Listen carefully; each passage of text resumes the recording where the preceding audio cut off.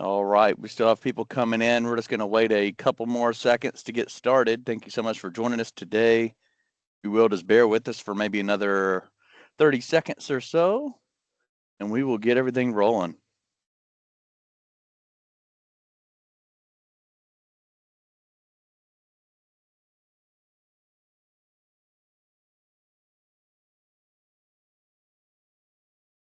All right.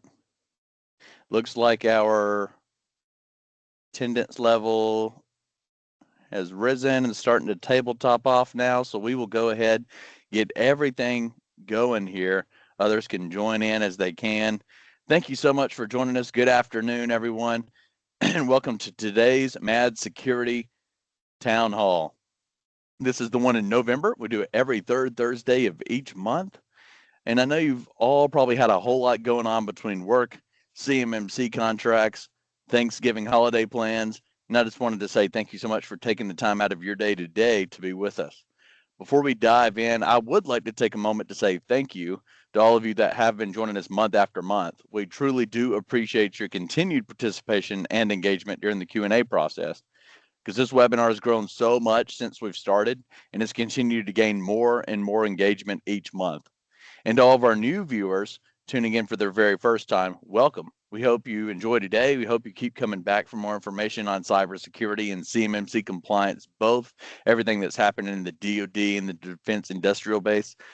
If you are interested in more information or more webinars with more information about CMMC, cybersecurity, different services that MAD Security has, you can visit our website at madsecurity.com or watch previous webinars on our MAD Security YouTube page.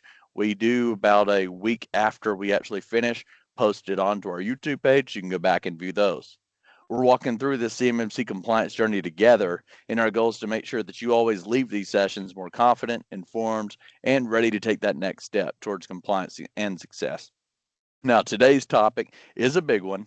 It's the 48 CFR Final Rule and what it means for you and your contracts. This update officially embeds CMMC into the Defense Federal Acquisition Regulation Supplement, or DFARS, which is no longer coming soon, but it's here. It's the change that everyone has been anticipating, and we're here to unpack exactly what it means for you. And joining me again today is someone that needs no introduction from many, Jaclyn Jones, our CMMC compliance lead and driving force behind the MAD Security Compliance Program. If you don't know already, Jaclyn leads our team of expert compliance consultants who have guided many organizations through the process of achieving CMMC Level 2 certifications, and more clients will be coming certified very soon. Her team has helped companies of every size and every starting point, some starting from scratch, some who have worked toward CMMC for maybe a year or so. They're halfway there, need help being brought across the finish line, and others that are like, we're there, we just need you to verify that we are actually an SPRS score of 110 before we go get this final assessment. So no matter where you're at, Jaclyn and her team has helped them all. They definitely adapt to each client's individual needs, goals, and timelines. We here at MAD Security just make sure we provide the right level of service and support. We have a process, which we'll go through a little bit later. We determine exactly what it is that you need so that we don't give you things that you don't, and vice versa. So whether if it's virtual compliance manager service, or if it's hands-on documentation and evidence support, or maybe it's technical remediation planning, her team meets clients where they are and gets them where they need to be.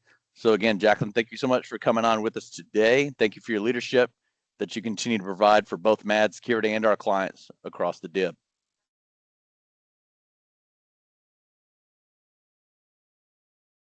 All right, so let's start explaining what 48 CFR actually is. The Code of Federal Regulations Title 48 is where the Federal Acquisition Regulations, FAR, and the Defense Federal Acquisitions Regulations Supplement, DFARS, are housed. This is where all the rules governing how the Department of Defense buys products and services are written. Until now, CMMC existed in draft form. But with this update, it has officially been added to 48 CFR, which means it's now law for defense contracts once fully enacted.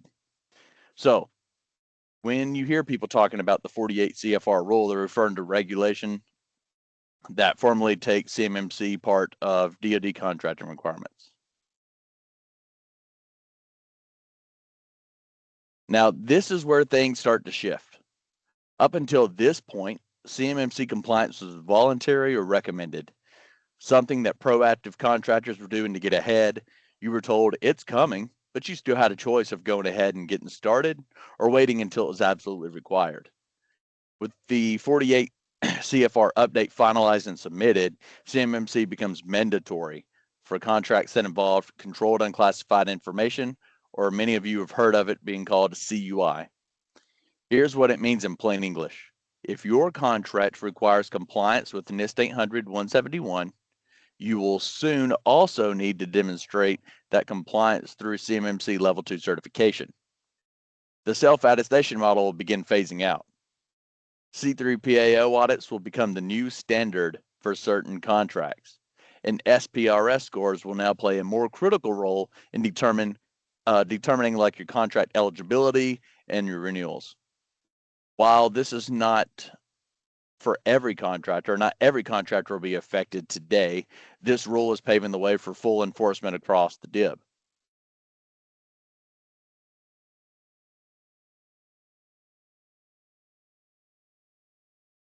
So here's the honest truth. I want to be completely transparent. Phase 1 of implementation has already begun. Some contracts may start including CMMC requirements within the next few months. If they have not already, many already have. Others might not see it until late 2026, depending on your contract type, tier level, and prime contractor. Many experts say that you have up to a year before you may be directly impacted. And while that may be true, we're already seeing primes pushing these requirements down to their subs ahead of schedule. They have to be careful not to get hit with the False Claims Act, and they do not want subs ruining their chance to win contracts. So I've already spoken to several subcontractors in the last several weeks or months even with their hair on fire to get CMMC compliant ready because their primes have sent questionnaires or emails or given them a phone call setting deadlines on when they need to be CMMC compliant ready by, or show in progress. And everybody's version of what show in progress is a little bit different. Here's the reality. Even if you do have a year, it can take 6 to 9 months, sometimes longer, to become fully CMMC compliant ready. So now is the time to start, and it's not when the clause hits your contract. If you wait till the clause hits your contract, it's too late. If you've not already started taking the steps towards meeting it, if you're not already almost there.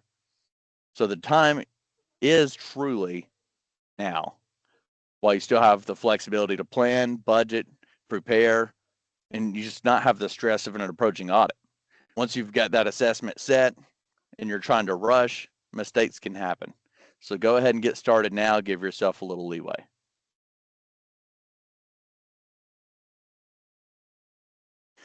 So let's talk about SPRS score, or the Supplier Performance Risk System.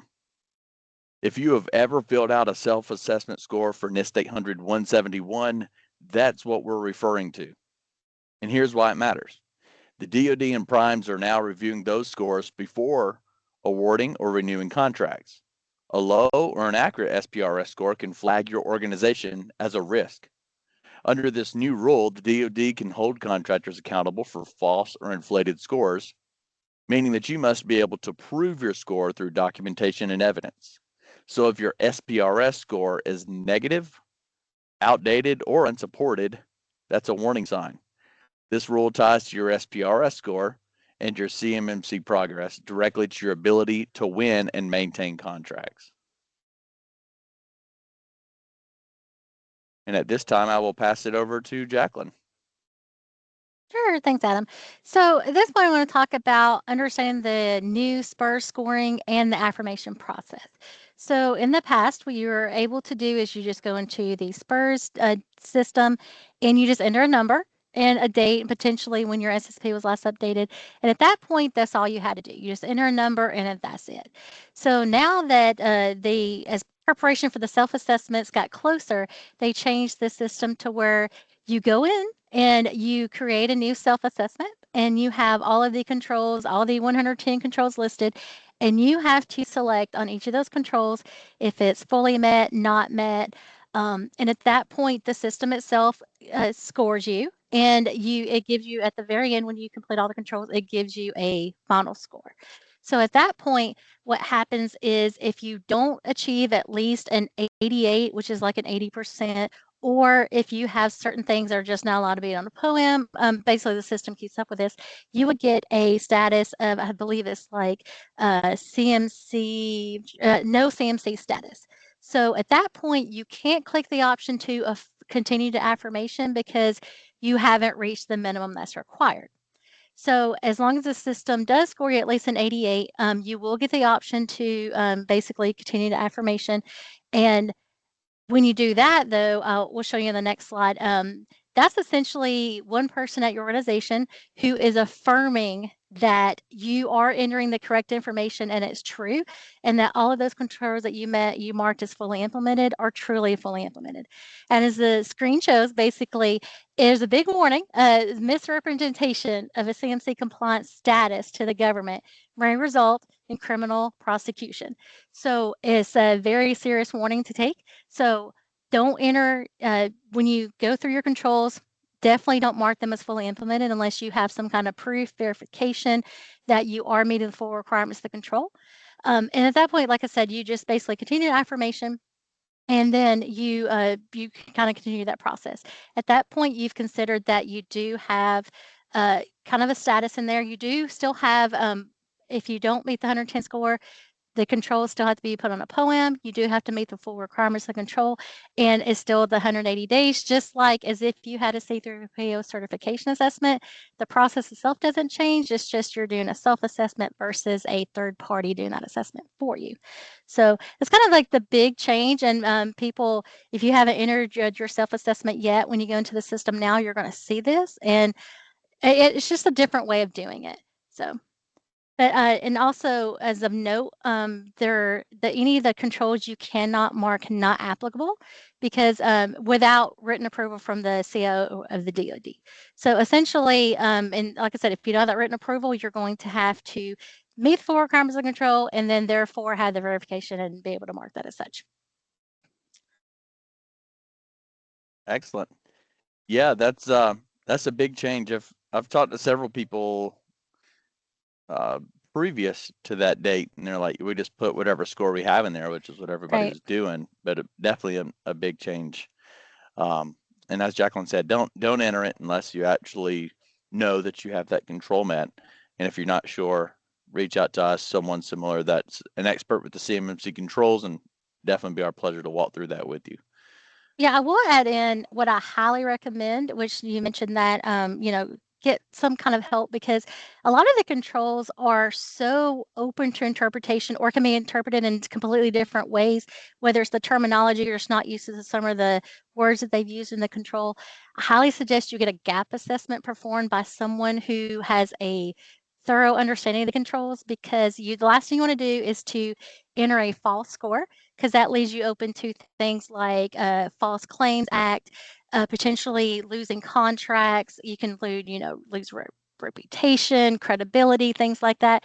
So highly recommend, whether it's Mad Security or however you guys need to do it, highly recommend you get a gap assessment done. Absolutely. Always better to be safe. And one thing that Jaclyn actually mentioned, this was not part of what I planned on talking about today, but it is open to interpretation. One good thing about having a expert on site is I was actually with the client with one of our consultants on site, and the assessor basically questioned if they met a control, because the way that the assessor asked the question, it made it appear like maybe it was missing or only partially met.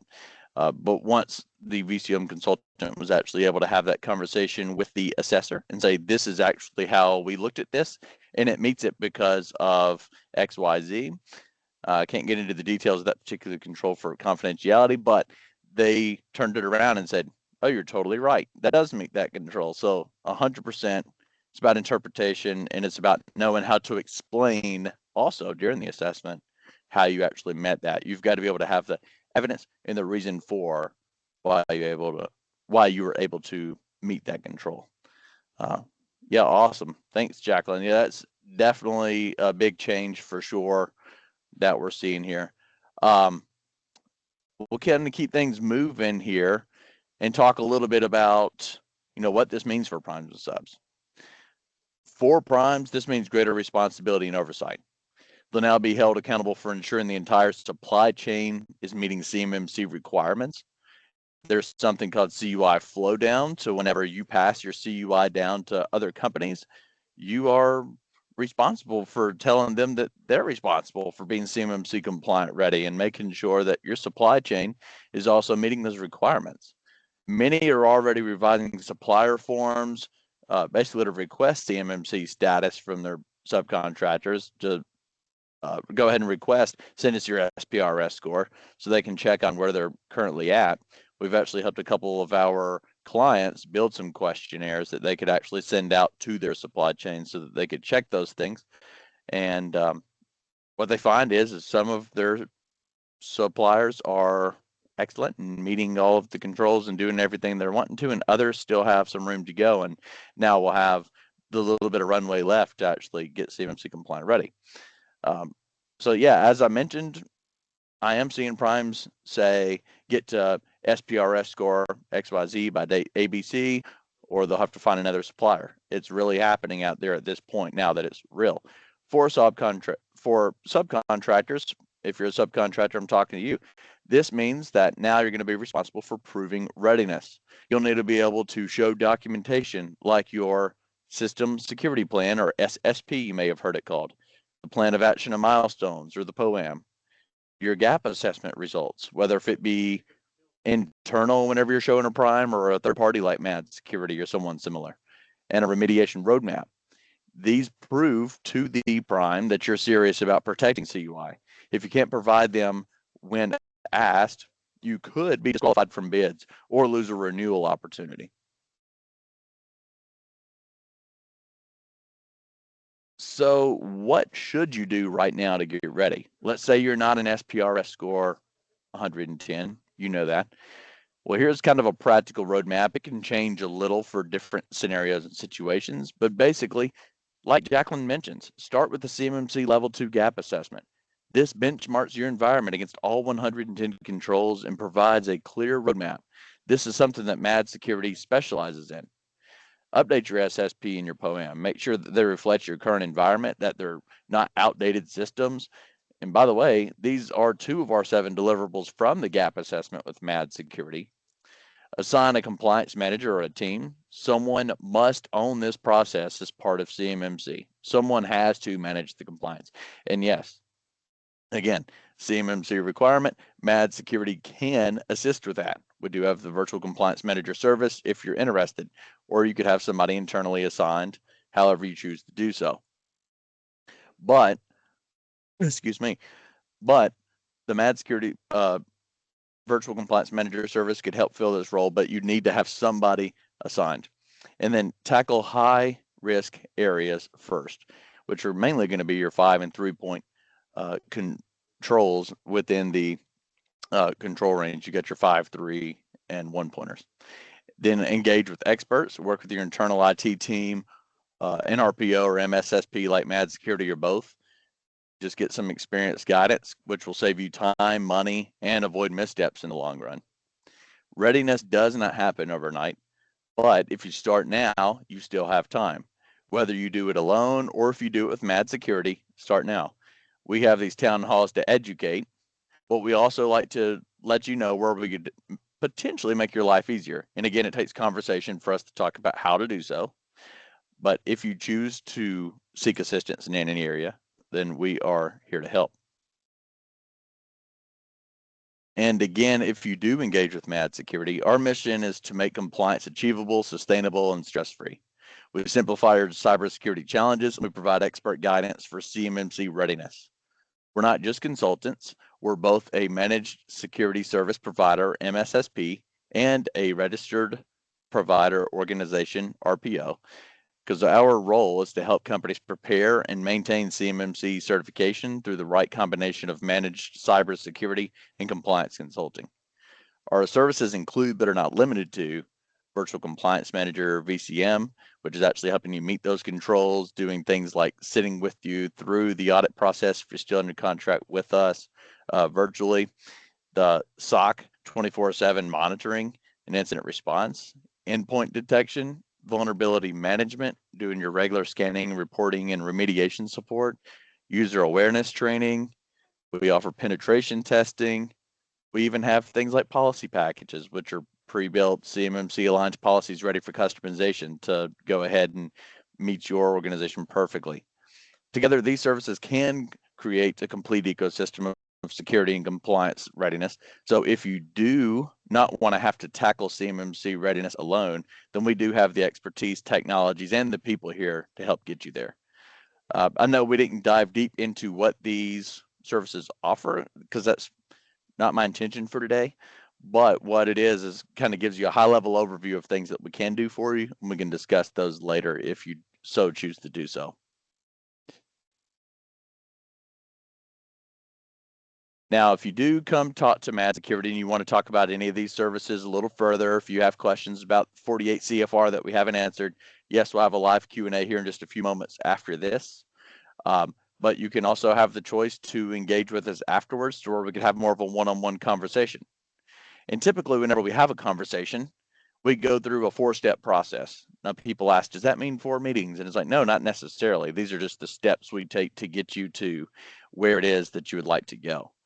So let me just kind of quickly walk you through a blueprint on what we use at Mad Security to help clients master cybersecurity and compliance. So we don't view this as just a process, but it's actually a proven system that we've built over the years of experience that we've had working with clients, moving from conversation to action, and then moving from action to results with clarity to every step. We start with our deep dive discovery phase, and this is designed to uncover the root causes of your challenges, whether it be across your people, processes, technology, and this will build up trust and ensure that we understand your situation clearly. From there, we align Mad Security's expertise directly to your needs and checks fit and alignment and builds confidence. And next, we'll collaborate on a tailored solution around your goals and risks. Then we get the proposal. And then when you get the proposal, there are not any surprises. It just formalizes what we've already agreed upon. And finally, if we do agree on terms, we enter into the service life cycle, which includes kickoff, implementation, monitoring, and ongoing management. And this also knows that you will always know where we are, what's next, what results we're driving, what the end goal is of being your partner in cybersecurity and compliance. We get to know you and your situation because there's no one CMMC compliance package that fits every needs. I hear that all the time. What's your CMMC compliance package? Well, we've tried to kind of propose that to people before, and they'll be like, well, we don't need such and such, or you're missing this that such and such offered me. So that's why we actually listen to you and get to know your situation so that we're not offering you more than what you need or too little. There are too many scenarios, too many possibilities. We do not want to miss anything, and we want to provide you with everything that you need and don't provide you with too much. We know this process works because Mad Security is CMMC Level 2 certified ourselves. We have formally been assessed by C3PAO back in March in both Prevail and GCC High environments. And we've gone through this process with numerous clients, leading to many clients already achieving CMMC Level 2 certification and have many more who are on track to pass soon. So when you partner with Mad, you're working with a team that's been through it, working with a team that knows exactly what the assessors look for. Again, that's just sort of the benefit of working with somebody that does have the experience of going through the audit is interpretation, how the assessors look at it, and how to answer what it is that they're looking for.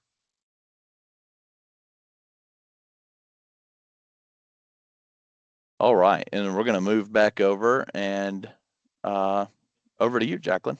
Sure. So ongoing maturity. So common misconception with CMC after you've worked all these months, potentially years, getting everything ready, you've passed your certification assessment. They're like, okay, great, we've done it. We can move on to other things. Not quite the case. So as far as CMC maturity is built into it, right, you have to make sure you are the controls still stay implemented, and the how you are meeting the requirements of control stay in place. So you have to do things such as like continuous monitoring, make like the services, use SOC services, make sure they continue as expected, incident response, configuration management. You have to do certain things. So if your policies and procedures say you do an account review every 3 months, you have to do an account review every 3 months. You have to have evidence to show that you've done it. So again, there's all these historical tracking things. Every 6 months, maybe you say you review your admin accounts every 3 months, standard users every 6 months. Those things still have to be done. You do have to review, making sure you have to do that self-assessment once a year. What that involves is collecting evidence again, and maybe you review X number of controls every month. Maybe you want to try to do it all in one lump sum, but you do have to have this continuous monitoring part that's kind of like built into it. And again, it's not one and done. It's meant to be, this is built into your operations, and this is how you function and how you essentially operate your company from this point forward, or at least your CMC scope for that.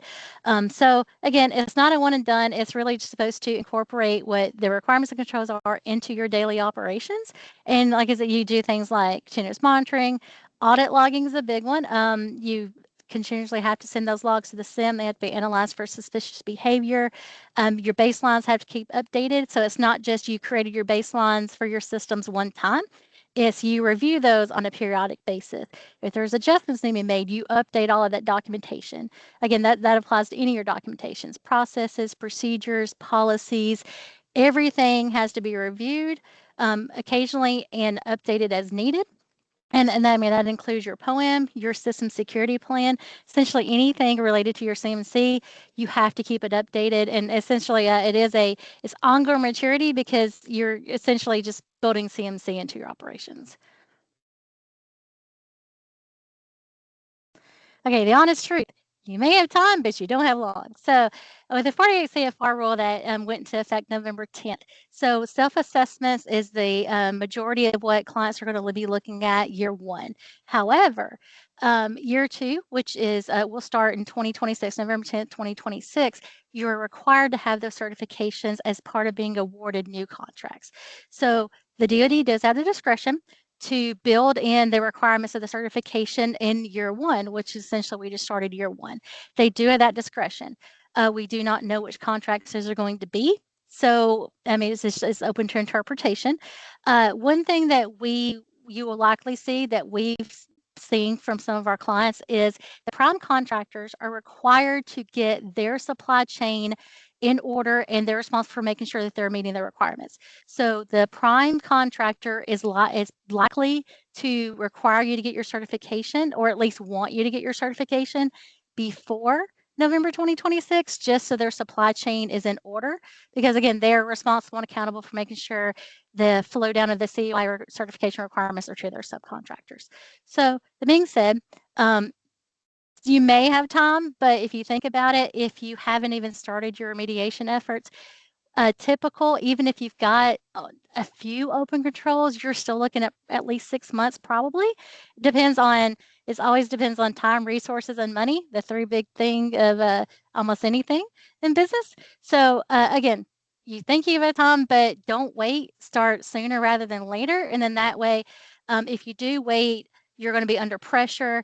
You're likely to not have something configured correctly, that if you just would have taken the time and started now, that you would have had plenty of time to get implemented, and you're not in a rush at the end, which is stresses everybody out, and then your assessment typically doesn't go well. So yeah, again, you may think you got time, but if you haven't started, you need to start now. Absolutely. If you're not LinkedIn friends with me, we're not connected. Send out a request, we can connect sometime. I actually posted recently, said if you're a 3 Days Grace fan, is like the guy saying it's not too late, it's never too late, but they weren't singing about CMMC. Eventually it's going to become too late. The good news is it's not too late for most of you right now, and we can still get things in place. So that's the good news. So don't panic from that point. But eventually it'll get there. If you plan on continuing business with the DoD, we have a lot of clients that have decided that DoD work is not a big enough portion of what they do to continue to do it, because there is a lot of time and money and effort that has to go into it. And that's just a business choice that everybody does have to make. So everybody's timeline is going to be a little different, as she had mentioned, depending on what your primes are going to require from you, and basically what your contracts say. But definitely, it's not too late. You still have time. Just go ahead and reach out. We can go ahead and get started. So we're going to kind of recap here. The CMMC is more than just a checklist. It is a culture shift. The 48 CFR makes that official. And our message today, again, is not for you to panic. It's to prepare. Preparation separates organizations who thrive under these regulations from those who scramble when the clause lands in a contract. You have already taken a move in the right direction just by being here today. I want to know more for making sure that you're ready for CMMC. And we're here to guide you through every step of that preparation. Hopefully these town hall webinars help.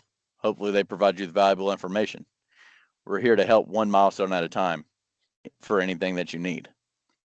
We're actually going to go ahead and move on. I've got some giveaways for you just to thank you for being here. And then stick around after this slide, because we are going to get to the live Q&A to where you can actually ask your questions that you do have for Jaclyn. If you want to go ahead and start submitting those as I'm going through the giveaways here, do so. It is open, it's live, it's ready for you. And we're going to answer as many as we can today. And then if we need to follow up with anyone afterwards because we have too many, we can. But go ahead and start getting those submitted. All right, so as far as the giveaways that we do have for you here today, you will get this link afterwards. So this email will go out that has it, so you can use all of these links. The first one that you see is the free CMMC pre-assessment. It's going to be 31 questions that's going to say yes, no, or not sure, asking on where you currently are in your CMMC journey to see if and how we might be able to assist based on where you think you are in that CMMC journey. You've got the free CMMC master bundle, which is going to have lots of valuable information everywhere from how to get CMMC compliant ready as a government contractor to how to build an enclave, and several things in between. Is 5 different documents that you're going to find a lot of value in. Then the next link is going to be the free CMMC assessment guide. And that assessment guide is actually going to walk you through tips and give you some insight into the actual assessment process, and just be different tips for how you could actually go through that as struggle-free as possible. And then the last thing I have here is a free consultation. Of course, you can reach out by email, or there's my meeting link. You can put time directly on my calendar if that works better for you, whatever day time works best, where we could just have a brief conversation around what you are currently doing for CMMC compliance readiness, what you've tried, what's worked, what hasn't worked, where you currently stand in the process, and see if and how Mad Security might be able to assist you. Make sure that you're a good fit for us, we're a good fit for you, the whole 9 yards. So please reach out by email or book it directly on my calendar. We can have 15, 30-minute brief conversation, just casually around what you're doing, and see if it's a good fit. And that will move us right over into the live Q&A. So we did have some questions come in here. I'm going to give everybody maybe about another 15, 20 seconds to go ahead and get some more questions submitted. And we'll start with what we have here. So just another moment and we'll get started.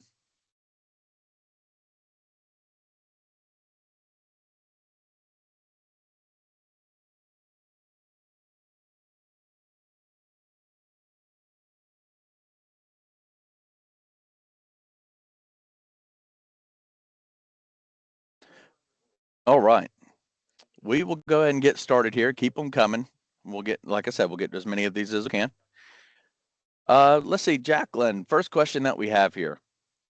What's the biggest change with 48 CFR compared to before?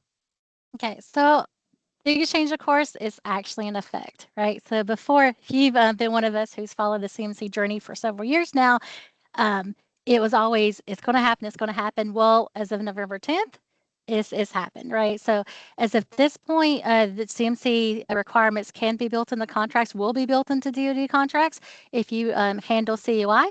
And that's just the biggest change. It's been waiting to happen, and now it's finally here. It actually is going to be a requirement.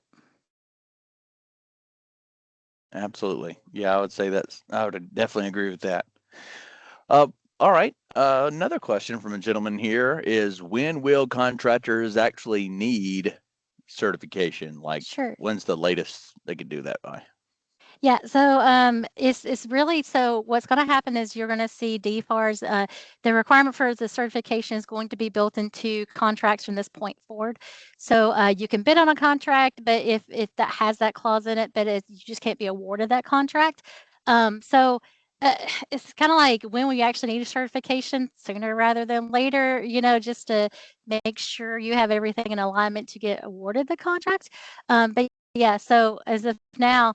That's the way it is for contracts at this point going forward. So year one, again, start November 10th, self-assessment. A year from now is the certification assessment requirement. And yeah, essentially it's just now is really kind of like where you need to do at least one of those. All right. Okay. This lady asks, how do I know if my company falls under CMMC level 2? Sure. So level 2 is all about protecting CUI. So if you store, process, transmit CUI at all, for the DoD, you will be required to have level 2 certification. Again, self-assessment versus the actual certification assessment from a C through PO. It just depends on the year and the requirements of the contract. But if you handle CUI at all and you have a DoD contract, that will be required. All right. Yeah, we get asked that question a lot. I say, if look at the contracts, right? Because it'll definitely be in the contracts. But yeah, if you have that CUI, that's a telltale. All right. We kind of answered this one a little bit ago, but let's go ahead and answer it again, as it's a question that came in, just in case they came in a little late. How does MAD Security support the process? Sure. So we have several services that align to CMC or control requirements. We've got a SOC, the SIM, data logs from different data sources get sent to a centralized repository or SIM for correlation. So we got that service. We've got endpoint detection response, vulnerability management, user awareness training. We do have a pen testing service. So all of our managed services are kind of built around the requirements that government contractors need to meet CMC requirements. As far as in the compliance department, we have a service called Virtual Compliance Manager, so it's VCM. And what that is after you've had your gap assessment, we help you with remediation, provide guidance, keep you on track, help you understand how to correctly interpret the control requirements, and help guide you along to achieving that 110 score. And then as part of that service, as you said in your C through PO certification assessment interviews, we will attend those virtually with you as well and kind of help you through that. So all of our services, or most of our services, are intentionally aligned to help clients meet CMC requirements.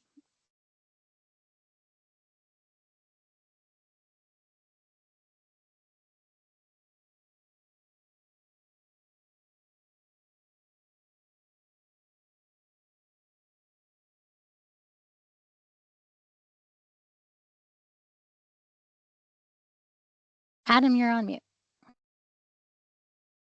Thank you, Jaclyn. All right, we might have answered this one in the first question, but let's go ahead and ask this one again just in case. It says, what happens if I don't act soon?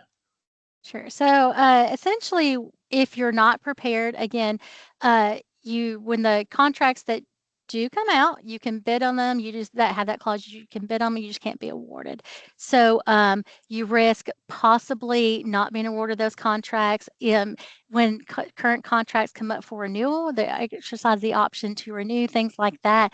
That also is consideration, right? If you don't meet the requirements of the control, you can't be, or of the contract, you can't be awarded the contract. Another thing you might is your prime contractors. When your agreements with them end, or when they maybe are seeking new suppliers and you want to be a contender for that, they're going to choose the ones who already, they can, or they're ensured that they are meeting CMC requirements, because again, they're responsible for making sure their supply chain is meeting their requirements. So, I mean, that's just, you risk possibly losing out on new business, delays, like I said, disqualification of contracts, even loss of current contracts, if that becomes, an added clause and things like that, because the DoD and the prime contractors are moving forward. And readiness does take time. It's not an immediate overnight process. And so, I mean, I can't encourage you enough to just go ahead. I act soon as possible. Absolutely, I agree. All right. That's all the questions that we had here. If anybody has any more, we'll give you about another 15 seconds and then we'll move on. If not, don't want anybody to miss out if they do have any other questions.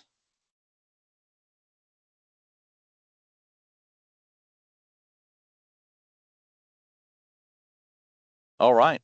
We will continue to move on there. If you do have more questions afterwards, of course, you have the email or phone number as well. Give us a call, email. It'll definitely be our pleasure to talk it over, answer any questions that may come up after we hop off the call. All right, so we do have one more save the date left for the year of 2025, which is December the 18th. Is going to be talking about 2026 readiness, CMMC compliance trends, and lessons learned over the year of 2025. We're going to be talking about what we saw organizations struggle with, whether it be documentation gaps, staff preps, enclaves, maybe some specific examples of some things that we saw go on during the actual assessment process or the prep. Maybe it's something that they were prepping on for the audit before they engage with MAD security. Even different examples there. Top risk going into 2026. The threats to compliance and contract eligibility we expect to grow. What the DoD and see-through PAOs are emphasizing, key audit themes and reoccurring issues. Budgeting for success in 2026, where companies should allocate their compliance and security dollars, and then your roadmap to continuous compliance. Talk a little bit about how this continues after actually passing the audit. So please join us for that. We will, of course, continue third Thursdays following December as well. And then again, of course, as always, I would like to come back and thank you so much again for joining us today. Remember that CMMC is not a one-time project. It is a lifestyle. The 48 CFR rule simply makes that commitment official. If you'd like to discuss where your organization stands or how to prepare, please reach out to Starnes@madsecinc.com or visit madsecurity.com/CMMC-compliance to schedule a discovery meeting. Thank you again for your time. Thank you for doing your part to strengthen the defense supply chain, and happy Thanksgiving. We'll see you next month.